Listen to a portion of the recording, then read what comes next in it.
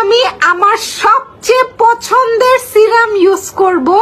এটা হচ্ছে glass skin serum, baby pink serum, বেজে আছে হাইলোরনিক অ্যাসিড।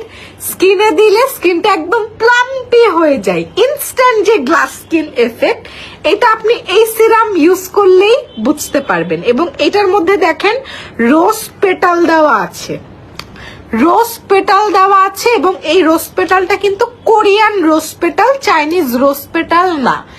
আমি এই কোয়ান্টিটি সিরাম ইউজ করছি এবং এই সিরামটা আমি 2 বেলা ইউজ করি, সকালে এবং রাত্রে।